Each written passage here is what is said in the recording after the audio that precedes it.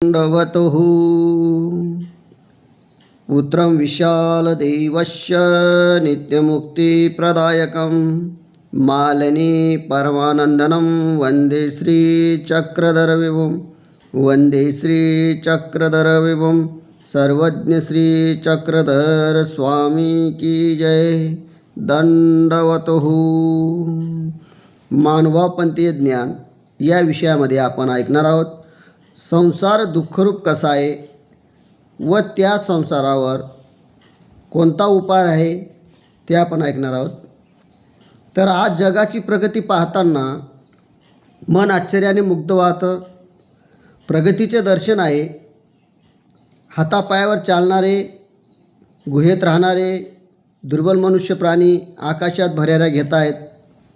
अमृततुल्य अन्न सेवन करीत आहेत। स्वर्गीय प्रसादाचे वास्तव वाटतं। जगामध्ये वाटेल ते विषय भोग आहेत।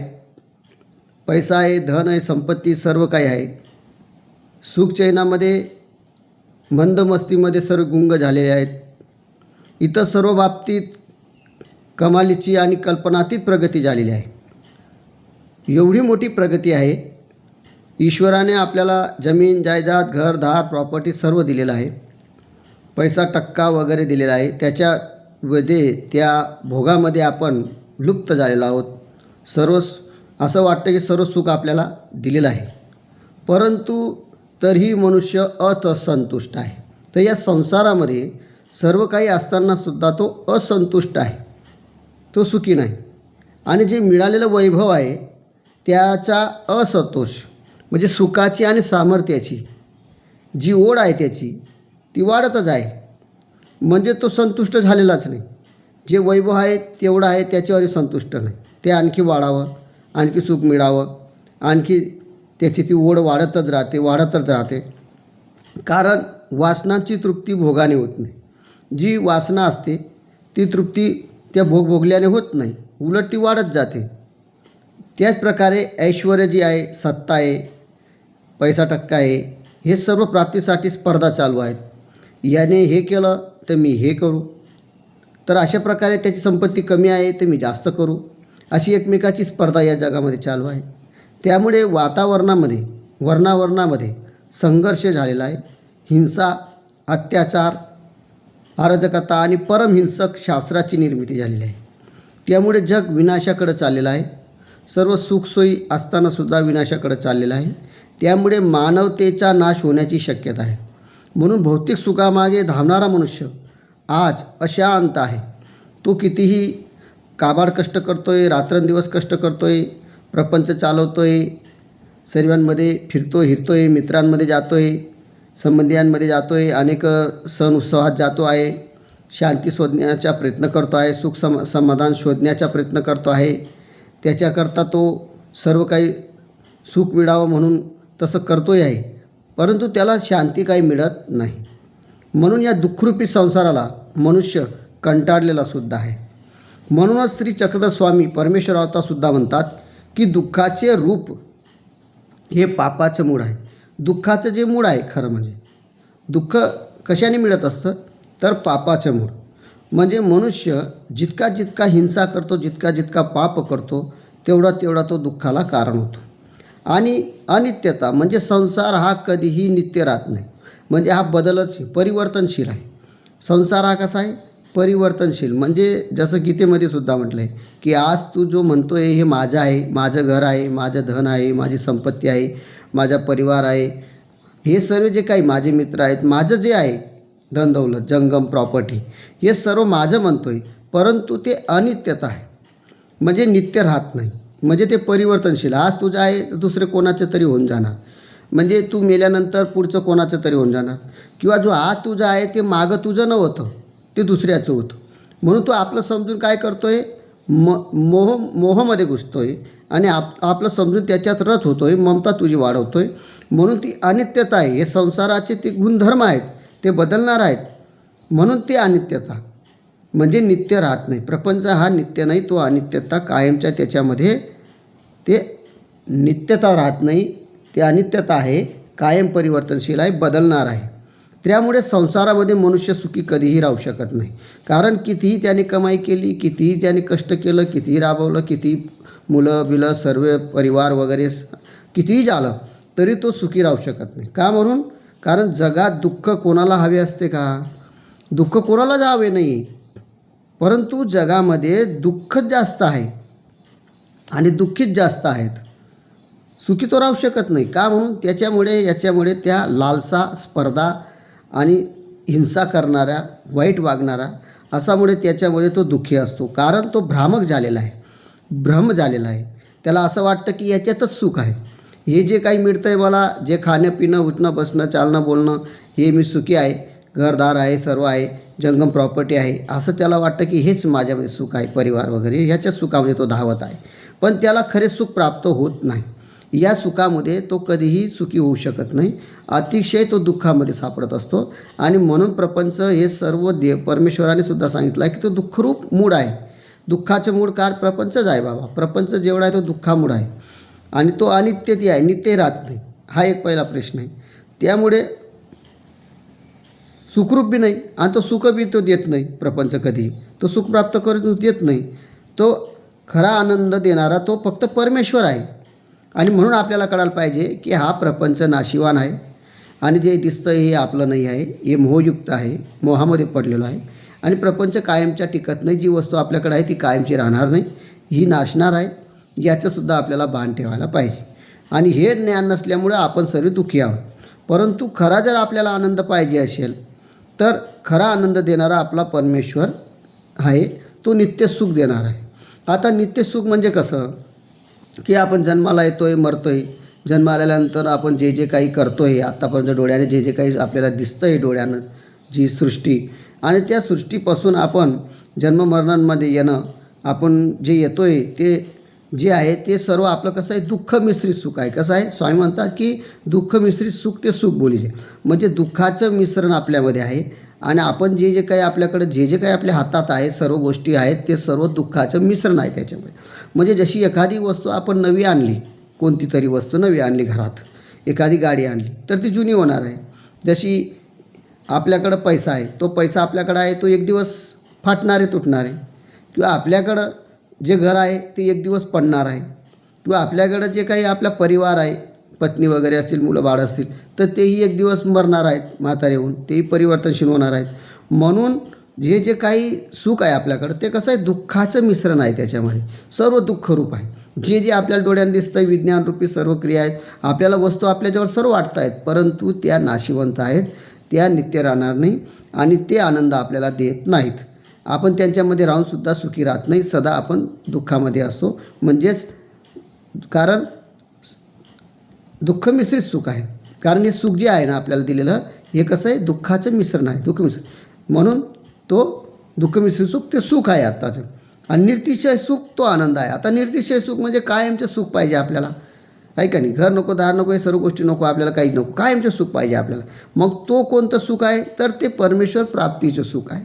म्हणजे जन्ममरणापासून सोडून, या जीवाला या नरकापासून स्वतःला सोडून आपण परमेश्वर प्राप्तीला जाणं आणि त्या परमेश्वर प्राप्तीचं नित्य सुख, नित्यानंद, ते जे सुख आहे ते आपल्याला कायमचं सुख आहे, ते समाधान आहे. ते प्राप्ती करणंच, मोक्ष प्राप्त करणंच हे खरं सुख आहे.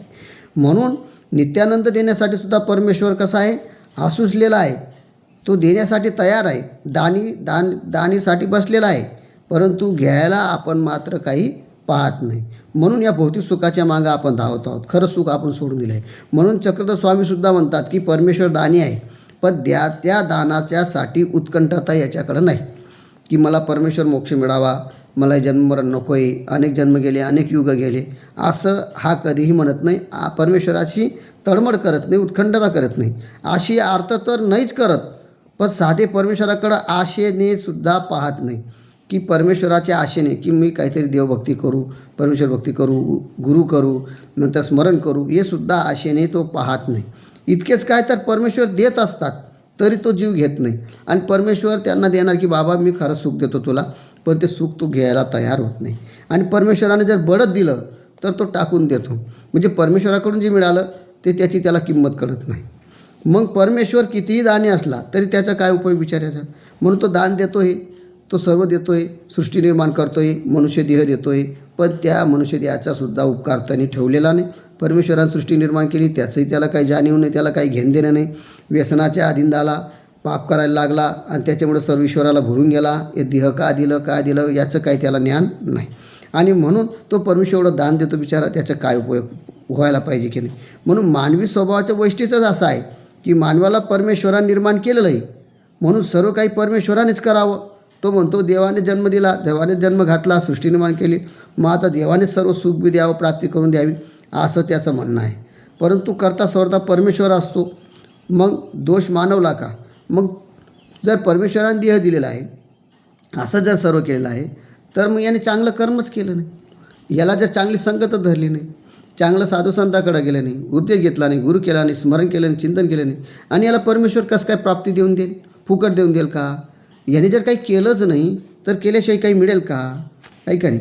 आणि काही दुःख आलं, काही संकट आलं किंवा काही आपलं कर्माचं फळ आलं तर आपण त्यावेळेस काय करतात? परमेश्वराला दोष देतात, आहे का नाही. परमेश्वराच्या इतका मी आस्थेपासून म्हणजे आराधना करतो, स्मरण करतो, चिंतन करतो, भक्ती करतो, आणि तरीसुद्धा देव मला काहीच देत नाही. आणि ते भ्रष्टाचार करतात, त्यांना देव देतात, मला देत नाही, असं आपण म्हणत असतो. परंतु आपण कधी विचार केला का की आपलंही कर्म कोणतं आहे, कर्माचं फळ कसं भोगावं लागेल, काय भोगावं लागेल, म्हणून आपण ईश्वराला काय सोडून द्यावं का? मग मतलबपुरतीच आपण भक्ती करावी का? दुःख आलं म्हणून देव करावा, कोणाला नोकरी लागली नाही म्हणून नोकरी लागावी म्हणून देव करावा का? म्हणून स्मरण करावं का? म्हणून परमेश्वर भक्ती करावी का? ही सर्व स्वार्थी आहे, आणि या स्वार्थामुळे परमेश्वर प्राप्ती कधीही होत नाही. या प्रपंचासाठी मागत असतो, प्रपंचाचं मागितलेलं कधीही आपल्याला पुरत नाही, ते नाशिवंत आहे. म्हणून देवाला आपण दोष देऊ नये. दुःख आलं तर तो कर्माचा भाग आहे, तो कर्माचं फळ आहे.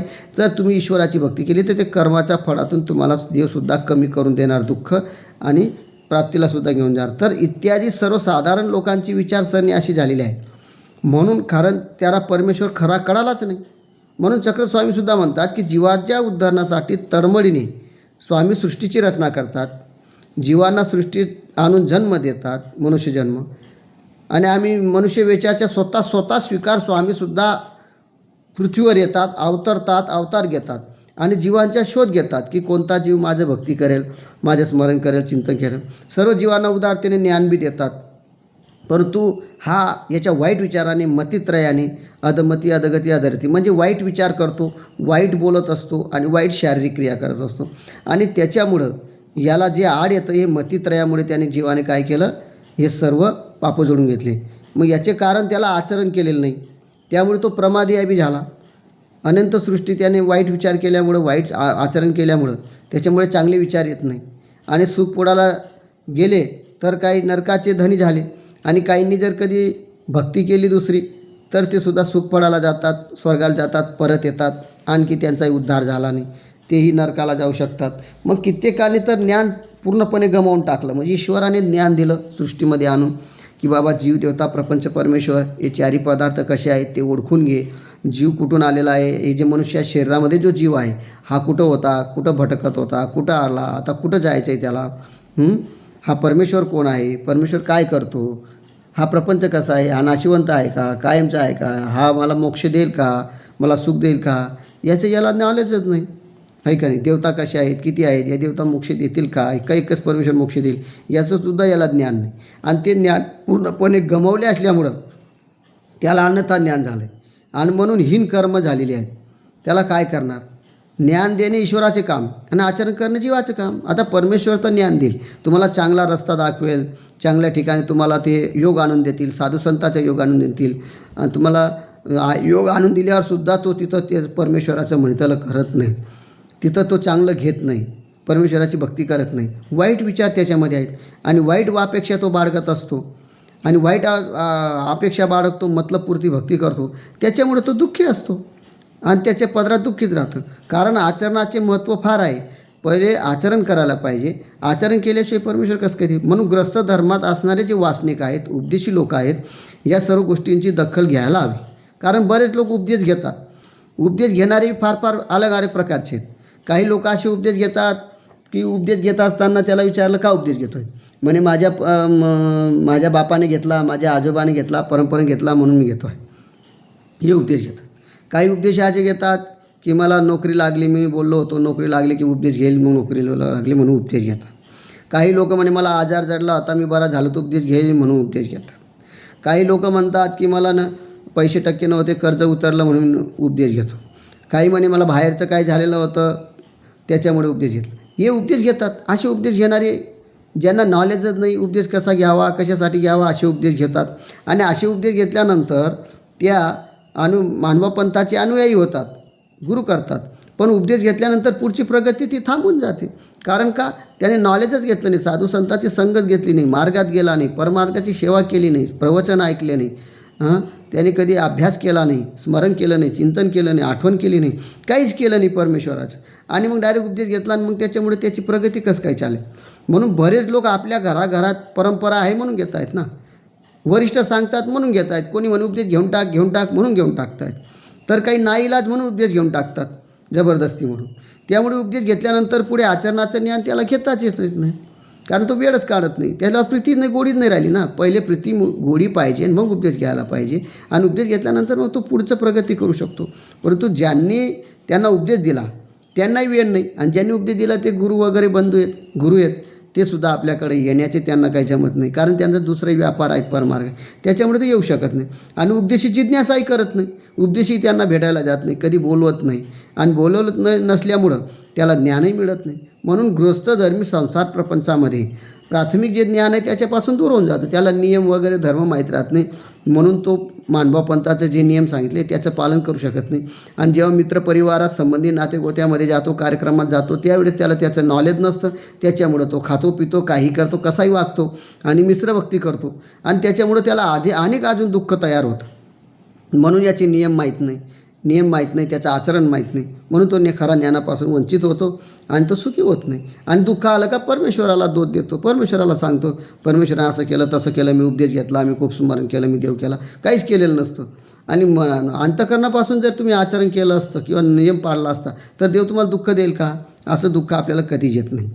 पण केवळ ईश्वर इतरांचे अनुकरण करतो.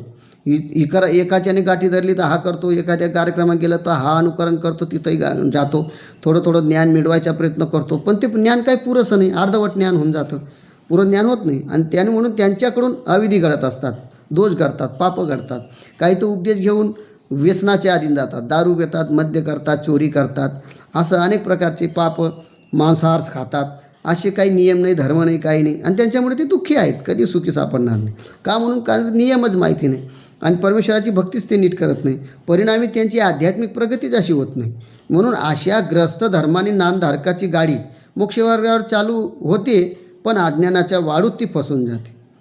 काय कामाचे ते जागेवर चाक फिरत आहे तशा प्रकारे तो सरकतच नाही पुढं, तेवढ्याच याच्यावर राहतो. उपदेश घेतलेला असतो आणि कोणी विचारलं तर काही नाही म्हणे, मला वेळ नाही, मला असं नाही, मला तसं नाही, असं काही सांगत असतो. आणि मी व्यसन करून देईल, सोडून देईल, माझे मित्र आहेत, मला संमतीत जावं लागतं, मला नातेगोत्यात जावं लागतं, असं नाटक करतो. आणि उपदेश घेतल्यानंतर स्वतः बिघडवतो आणि काही तो उपदेश घेतच नाही, घेता तर निभवत नाही, असे आचरण करत नाही, आणि नुसतं नावाने ठिक्का लावून घेतो मी उपदेशी आहे. मग त्याच्या आयुष्य अशामध्ये निघून जातं. आणि मग कशाला मोक्ष मिळेल, कशाला जन्म मरण चुकेल? दुःख तर पहिलेच होतं, मेल्यानंतरही दुःख आहे, उलट नरकात जाईल, परमेश्वर त्याला प्राप्ती मिळाली नाही, खरं सुख मिळालं नाही, अनेक जन्माला येईल, अजून जन्माला येईल, अजून फिरत राहील.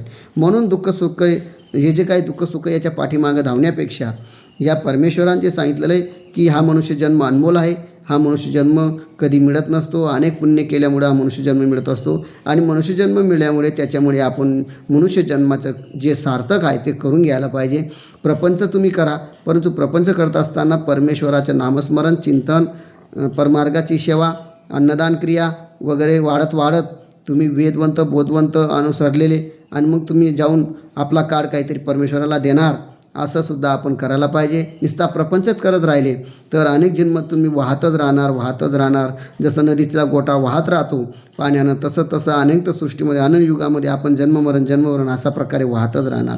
म्हणून आपल्याला याच्यापासून बंद करायचे असेल, आपल्या जन्ममरणापासून आपल्याला सोडायचे असेल स्वतःला, तर आपल्याला उपदेश घ्यायचा असेल, ज्ञान घेऊन उपदेश करा, त्याची माहिती करून घ्या, त्याचे नियम करा आणि ते नियमांचं पूर्णपणे आचरण करा, तरच तुमचं भलं होईल. नाहीतर तुम्ही मागच राहून जाणार. उपदेश घेऊनसुद्धा काही फायदा होणार नाही. आणि उपदेश घेऊन तुम्ही जर व्यसनाचे अधीन असाल तर तरी तुम्हाला मोक्ष मिळणार नाही, जन्ममरण चुकणार नाही. त्यासाठी नामधारकाने पंथाचे नियम ज्ञान घेणे फार गरजेचं आहे. कारण अगोदर समाजात महानुभाव पंथाबद्दल गैरसमज आहेत. महानुभाव पंथाचं कोणाला ज्ञान नसल्यामुळं ते विपरीत लोक आहेत आणि त्याच्यामुळं बऱ्याच काळापासून आज पाहतो ते चालू आहे. भिक्षुक संतांच्या अन्य पंथीयाशी संबंध येत नसल्यानं ते जे साधू संत असतात महानुभाव पंथाचे आपले, त्यांना त्या लोकांकडे संपर्क नसल्यामुळे त्यांना काही प्रॉब्लेम येत नाही. परंतु आपण नामधारक उपदेशी आहोत तर आपल्याला समाजामध्ये फिरावं लागतं, जावं लागतं. आणि म्हणून त्या ठिकाणी गेल्यानंतर उपदेश घेतल्यानंतर पंथाबद्दल आपल्याला ज्ञान नसलं तर गैरसमज निर्माण होतो, कुशंका आपल्याला निर्माण होतात आणि आपल्याला ज्ञान नसतं आणि मग आपण ते नियम पाळू शकत नाही. म्हणून ते मिटवल्या पाहिजे. मात्र त्यासाठी उपदेशी व्यक्तीस पंथाचे विधीचे प्राथमिक ज्ञानसुद्धा आवश्यक आहे. त्यासाठी पंथीय ज्ञानाचे मराठी भाषेत अनेक पुस्तकं उपलब्ध आहेत. अनेक प्रवचन ऐकायला भेटतात. अनेक आपल्याला साधुसंत मिळतात. त्यांच्याकडे जाऊन आपण ज्ञान जिज्ञासा करायला पाहिजे, पुस्तकं वाचली पाहिजे, भिक्षुक अधिकरण गुरु यांच्याशी चर्चा केली पाहिजे. म्हणजे समाजात कुणी आपल्या पंथाबद्दल विचारलं तर आपल्याला सांगता यायला पाहिजे हा पंथ किती श्रेष्ठ आहे, कसा आहे याचं आपण नॉलेज घ्यायला पाहिजे. परिणामी आपला पंथाचा अभिमान वाटून पंथाबद्दल असलेली संकोची दूर व्हायला पाहिजे. कारण महानुभाव पंथ हा सर्वश्रेष्ठ पंथ आहे. तो सुद्धा आज उपदेशी माणूस समाजामध्ये मोकळ्या मनाने वावरू शकत नाही आहे. त्याला प्रॉब्लेम येतात उपदेश घेतल्यानंतर, गुरु केल्यानंतर. परंतु हा सर्वश्रेष्ठ पंथ आहे, हा मोक्षकारक पंथ आहे, मोक्ष देणार आहे. याला कारण पंथाचे धार्मिक विधीचे अपुरे ज्ञान आहे आणि त्याच्यामुळं आपल्याला हे प्रॉब्लेम येतात. काही नामधारकांना तर अनेक वर्ष उपदेश घेऊनसुद्धा परमेश्वर अवताराची 5 नावंसुद्धा सांगता येत नाही आणि स्मरण करता येत नाही. स्मरण करायला बसले तर स्मरणाचे नियम माहीत नाही, किती प्रकारे स्मरण करावं. नामलीळा, मूर्ती चेष्टा, अनुताप, निर्वेद, अनुताप, अनुशोच असं दुःखपूर्वक स्मरण कसं करावं, कोणती लीळा आठवावी, गाठी कशी करावी याचं नॉलेज नाही. म्हणून काहींना देवपूजा विधीचे पूर्ण ज्ञान नाही. देवपूजा कशी करावी, देवपूजा आल्यानंतर त्याला विशेष आला, कोणता विशेष आहे, कोणता अवताराचा आहे, कसं म्हणावं याचं ज्ञान नाही. घरी आलेल्या भिक्षुक साधू संतांना आचार कसा करावा, साधू संत आले तर यांचं सेवादास्य कसं करावं, त्यांची आल्यानंतर काय काय विधी करावा, भेट कशी घ्यावी हे माहीत नाही. स्वतः आपण डोक्यावर टोपी घेत नाही, कसेही बसतात, कसे उठतात, साधू संताला बी मान सन्मान देत नाही. तर अशा प्रकारे आपल्याला कोणताही आचार करावा असं ते माहीत नाही. आणि अशा गोष्टींची माहिती कोणताही साधू भिक्षुक स्वतःहून सांगणार नाही, ते आपल्याला विचारावं लागेल. बरेच लोक तर आपल्या घरातील मंडळींवर या जबाबदाऱ्या सोपून देतात. काही लोक असे आहेत उपदेश घेतलेले आहेत आणि ते दुसऱ्या लोकांना आपले जे घरातले उपदेशी असतात त्यांना सांगून देतात, तू हे करून घे, तू ते करून घे. स्वतः मात्र संकल्प सोडत नाही, स्वतः मात्र त्या साधूची सेवा करत नाही, काही नाही, ते दुसऱ्याला सांगत बसतात. म्हणून देवपूजा, पोथी, प्रवचन इत्यादी ठिकाणी महिलांना जास्त असतात. बघा काही ठिकाणी तर स्त्रिया जास्त आहेत, स्त्रियांना पाठवून देतात, माणसं कामाला चालू देतात आणि म्हणून माणसाला ज्ञान नसतं आणि मग तो भरकटून जातो आणि महिला मात्र त्या देवाची भक्ती ऐकतात, काहीतरी करतात आणि देवदेव करतात. पण अध्यात्मात त्यांची सेवा त्यालाच मेवा आहे. कारण जो सेवा करेल त्याला मेवा आहे, जो करेल त्याला मिळेल. उपदेश घेतला म्हणून बाई करेल म्हणून तुम्हाला मिळेल असं काही नाही. तर आपल्याला स्वतःला करावं लागेल, याचासुद्धा आपल्याला विचार करावा लागेल. कारण जेवण जर आपण केलं, पत्नीने जेवण केलं तर पतीचं पोट भरेल का? नाही. ज्याने जेवण केलं त्याच्याच पोट भरलं. मग ज्याने भक्ती केली त्यालाच मिळालं की नाही. म्हणून प्रत्येक विधीत सर्वांनी जाणीवपूर्वक आपण भाग घेतलेला पाहिजे, आहे का नाही. म्हणून सोप्या भाषेत अनेक पुस्तकं आहेत, अनेक याच्यातून आपण वेळ काढायला पाहिजे. पण आपण प्रपंचामध्ये काय करतो, राबत राहतो, कष्ट करत राहतो, रात्रंदिवस कष्ट करतो आणि विडालं कार स्मरण करतो का, पुस्तक वाचतो का, मार्गामध्ये जातो का, प्रवचन ऐकतो का, तो म्हणतो मला वेळ नाही. आणि टी व्ही पाहतो तर टी व्ही पाहतच राहतो, मोबाईल पाहतो, मोबाईल पाहत राहतो, आहे का नाही. कामाला जातो, कामही तिथं करत असतो आणि तिथं वेळ भेटतो त्यावेळेस अन्य गप्पा करतो, टिंगलटवाळ्या करतो. जेवतो तिथं देवाला आठवत नाही, झोपत तेव्हा देवाला तेव्हा वेळ मिळतो तेव्हा झोपेमध्ये तो आठवत नाही, तिथं अन्य गोष्टी करतो, अनेक मनामध्ये विचार अनेक करतो. असं त्याला वेळ असूनसुद्धा तो वेळ काढत नाही. पहा तुम्ही, म्हणजे मला वेळ नाही असंच म्हणत राहतो सतत. अरे बाबा, वेळ जीवनात केव्हा मिळणार आहे? तुम्हाला जर वेळच मिळाला नसेल, वेळ काढलाच नसेल तर जीवनात वेळ केव्हा मिळेल? वेळ हा काढावा लागतो. जसं एखादी गाडीवर आपल्याला प्रवास करायचा असेल, आपण बस स्टँडवर जर आपण ती गाडी 1 तास अर्धा तास लेट असली तरी आपण 1 तास पहिले जातो आणि लेट असली तरी 1 तास 2 तास तिथं बसतो. तिथं तुम्हाला वेळ आहे. किंवा एखाद्या वेळेस आपला जर वरिष्ठ माणूस कोणीतरी येत असेल तर ती गाडी जर आपल्याला अर्धा तास येणार असेल तर 1 तास जाऊन बसतो. ती गाडी 2 तास लेट असली तरी तो वरिष्ठ माणूस आपल्याला रागवेल, नाही घेऊन आलो त्याला, तर त्याच्यामुळे त्याच्याकडे तिथं 2 तास बसतात, तिथं वेळ मिळतो. पण वेळ मिळत असताना तुम्हाला म्हणतात मला वेळ नाही, मला वेळ नाही. जन्मात कुठं वेळ मिळणार आहे, कोणाला वेळ मिळतो आहे? हां, म्हणून वेळ काढावा लागेल. आपण टी व्ही इत्यादी गोष्टीमधून वेळ काढावा लागेल. बाजारात मिळणारी पुस्तके थोडी महाग आकाराने मोठी जरी असली, त्यांचं वाचन करणं शक्य नसलं तरी अशांची सोय व्हावी म्हणून सोप्या भाषेत कमी शब्दात पंथांचे ज्ञानसुद्धा आपल्याकडे उपलब्ध आहे. अनेक पुस्तकं आपल्याकडं आहेत, वाचायला पाहिजे, पंथाचं ज्ञान घ्यायला पाहिजे. काही आपल्याला माध्यमातून ऐकायला भेटतं आहे शास्त्र, ते ऐकायला पाहिजे, पोते ऐकायला पाहिजे, परमार्गात सेवा ऐकायला पाहिजे, तिथं ज्ञान घ्यायला पाहिजे. असे नवीन नवीन उपदेशी लहान मुले विद्यार्थी प्रमाणात होतील असं वाटायला पाहिजे की आपले मुलं लहान लहान पोरांना आपण जर कधी शास्त्र शिकवलं, ज्ञान सांगितलं तर ते वाढतील. म्हणून त्यांना परमार्गामध्ये सुद्धा पाठवलं गेलं पाहिजे, त्यांना ज्ञान मिळायला पाहिजे आणि तेच आपलं पुढचं भविष्य घडू शकतील. कारण आईवडीलच जर देव करत नाही तर पोरगा करणार नाही, पोरगा करत नाही तर तो नातू कुठून करणार आहे.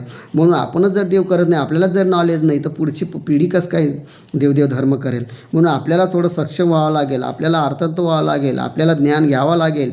आणि अनुसरलेले भिक्षुक पंथीयातील जे ज्ञानी लोक आहेत त्यांना ते उपदेश करण्याचा त्यांना वाटत नाही यांना काय सांगावं, कारण ते ऐकूनच घेत नाही. बाबा लोकांचं बी, साधू संतांचं बी ज्ञान ऐकून घेत नाही आणि ज्ञान ऐकतात तर सोडून देतात. ते त्याचे लक्षात घेत नाही, तसं आचरण करत नाही. म्हणून आपला उपदेशी बंधू मागं राहिलेला आहे, म्हणून मार्गदर्शनात त्याला अभाव झालेला आहे. तर अशा वेळेला आपण संतांचा सहवास आणि पुस्तकांचे वाचन करू शकत नाही, त्याच्यामुळं आपला आध्यात्मिक वाढ कधीही होऊ शकत नाही. म्हणून आपण ती करायला पाहिजे, साधू संतांकडे जायला पाहिजे आणि साधू संतांकडे जाऊन त्याचं ज्ञान घ्यायला पाहिजे. तर असं आपली प्रगती मागं होऊ देऊ नका. हा जन्म अनमोल आहे, मनुष्यजन्म आहे, हा पुन्हा पुन्हा भेटत नाही आणि मनुष्यजन्म आपल्याला आत्ता भेटलेला आहे, तर याचं सार्थक करून घ्या. कारण पुन्हा पुन्हा मनुष्यजन्म मिळणार नाही. अनंत योगी, अनंत नरक, अनंत योनीमध्ये फिरून, 84 लाख योनीमध्ये फिरून, अनंत नरकामध्ये भोगून आपल्याला पुन्हा भटकंती येऊन अजून पुन्हा अजून जन्माला येणार. अजून मनुष्य जन्मामध्ये जर आपण आलोच तर अजून आपल्याला परिवार, घरदार, पती पत्नी, जमीन जायदाद सर्व अजून आपल्याला मिळणार आहे. जातीपातीमध्ये आपण दुसऱ्या जातीमध्ये आपण अनेक जन्म घेणार आहोत, अनेक जातीमध्ये जाणार आहोत, एका जन्मामध्ये भिकारी होणार आहोत, एका जन्मामध्ये श्रीमंत होणार आहोत.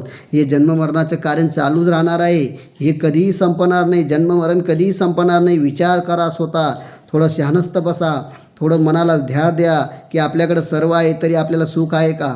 जे आपल्याकडं वस्तू आहे ती आपल्याकडं टिकेल का? ती सतत राहील का? आपण मेल्यानंतर ती वस्तू घेऊन जाऊ का? मग आपण जर घेऊनच काही आलो नाही तर घेऊन काय चाललो याचाही काही विचार करावा लागेल. जी वस्तू आपल्याकडे यांच्याकडं राबलो, आपण यांच्याकरता प्रीती केली, रक्ताचं पाणी केलं, एवढं राबलो, घरदार केलं, जमीन जायदाद केली, सर्व परिवार केला, ही आपल्याजवळ आले का? मग यांच्यासाठी सर्व जन्म काढला, पण माझ्या संग काय गेलं? मग माझ्याकडं संग काय जाणार आहे याचा कधी आपण विचार केला का? तर आपल्याला फक्त काय येणार आहे की हा अनमोल जन्म जो मनुष्य जन्म दिला, याच्यामध्ये जी तुम्हाला डोळे दिले, कान दिले, नाक दिले, हे सर्व कशासाठी दिलं? हे हात दिले, पाय दिले, इंद्रिय दिले, ही आपण ईश्वराची सेवा करावी, ईश्वराची भक्ती करावी, प्रवचन ऐकावं, साधू संतांचं परमार्गाचं दर्शन व्हावं, चांगलं बोलावं, पारायण करावं, नामस्मरण करावं, चिंतन करावं, दास्य करावं, याच्यासाठी हा मनुष्य देह दिलेला आहे. आणि हा संसारातून आपण वेळ काढून हे जर आपण केलं तर मेल्यानंतर आपल्याला हे संग येणार आहे. जे आपण चांगलं कर्म करणार आहात, परमेश्वराची भक्ती करणार आहे, हेच आपल्या संग येणार आहेत. बाकी दुसरं या जगामध्ये काही येणार नाही. कुणी कुणाचं नाही, कुणी कुणाचं, सर्व स्वार्थमय जगत आहे. कुणी कुणाचं आपल्याला संग शेवटपर्यंत कोणीच येणार नाही. सर्व नातेगोते हे स्वार्थी आहेत. स्वार्थ संपलं, सर्व नातेगोते संपून जातील, कुणी कुणाचे राहणार नाही. म्हणून चांगला विचार करा आणि परमेश्वराची भक्ती करा, एवढंच या माध्यमातून सांगायचं आहे. म्हणून महानुभाव पंथीय ज्ञान या ग्रुपामध्ये आपण हे सर्व शास्त्र ऐकत आहोत. तर पुढच्या भागामध्ये आपण पुढं आणखी महानुभाव पंथीय ज्ञानाबद्दल आपण ऐकणार आहोत. तर पुढं आपण ऐकू. दंडवतहु सर्वज्ञ श्री चक्रधर स्वामी की जय.